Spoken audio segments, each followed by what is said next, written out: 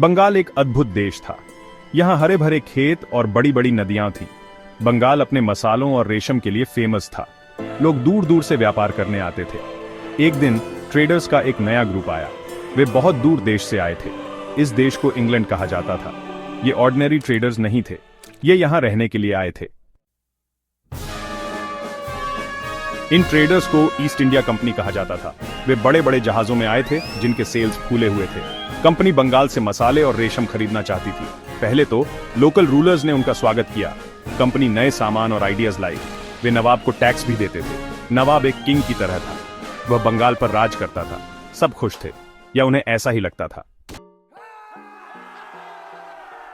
East India company बड़ी और strong होती गई। उन्होंने पूरे बंगाल में ट्रेडिंग पोस्ट्स बनाए। ये पोस्ट्स छोटे किलों की तरह थे। कंपनी ने अपनी आर्मी भी बना ली।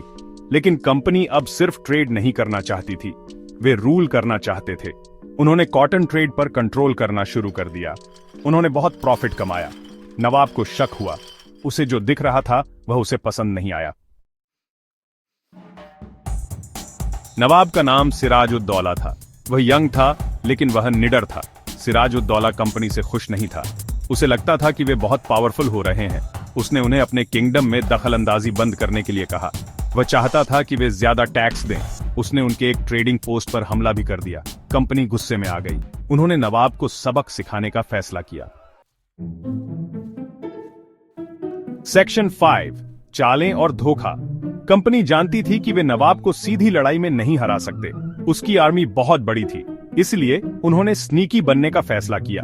वे किसी ऐसे की तलाश में थे जो नवाब को बिट्रे करे। उन्हें मीर जाफर मिला, एक लालची नोबलमैन। मीर जाफर को बहुत सारा गोल्ड और पावर देने का वादा किया गया अगर वह कंपनी की हेल्प करेगा। मीर जाफर नवाब को बिट्रे करने के लिए मान गया। क्या ही चालाक प्लान है।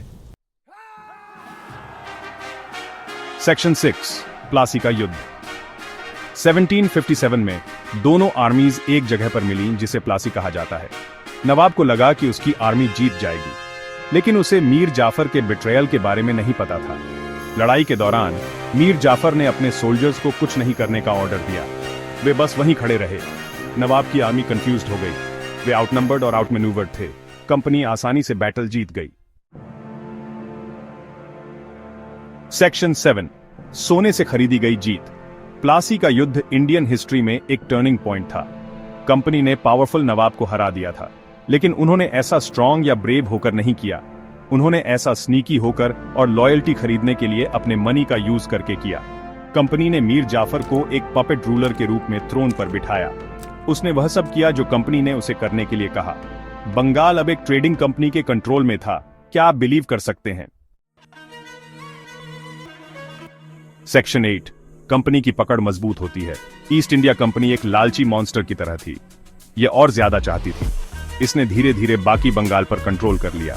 उन्होंने टैक्स कलेक्ट किए और नए लॉज बनाए। कंपनी बहुत रिच हो गई, लेकिन बंगाल के लोग सफर हुए। उन्हें हाई टैक्स देने पड़ते थे। उन्हें फ्रीली ट्रेड करने की परमिशन नहीं थी। बहुत से लोगों ने अपनी लैंड और लिवलीहुड्स खो दी। बंगाल अब वंडर का देश नहीं रहा, यह सौरों का देश था। सेक्शन 9, एक नई सुबह।